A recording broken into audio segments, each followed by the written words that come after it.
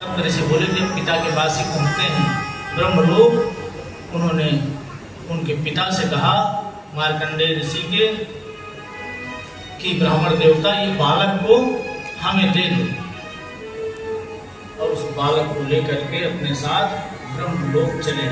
बालक प्रदान की हो करके कठिन हिया, करके कठिन हिया। ऋषियों ने क्या किया, मुनियों ने क्या किया, ऋषियों ने क्या किया, मुनियों ने क्या किया, ऋषियों ने क्या किया, मुनियों ने क्या किया। अब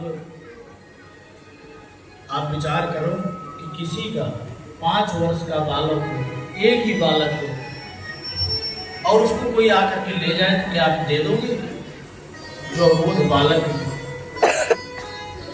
अपने आप को कुछ कर नहीं सकता, खा नहीं सकता, पी नहीं सकता, और फिर एक प्रेम का बंधन, स्नेह का बंधन ऐसा होता है तो चाहे जैसा भी हो अपने बालक छोड़े नहीं जाते। माता पिता इस उम्र में अलग नहीं कर सकते उनको, पर किसी प्रकार से करते हैं ये सोच करके कि ये सप्त ऋषि हैं, हो सकता है कि इनकी कृपा हो जाए और ये बालक की आयु बढ़ जाए, किसी तरह से इसके प्राण बच जाए।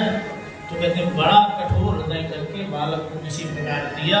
सप्त ऋषि लेकर के ब्रह्मलोक गए।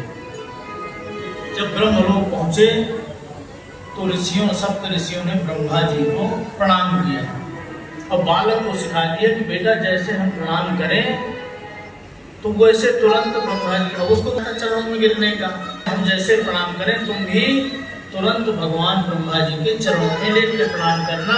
और बालक तो भले से पढ़ा पढ़ाया था, उसको अभ्यास था।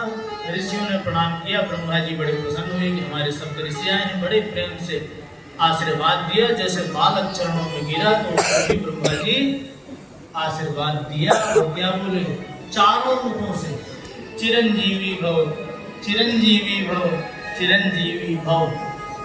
सुन ब्रह्म वचन हंस के मुनि मंडली चली, सुन ब्रह्म वचन हंसी के मुनि मंडली चली, अपनी बल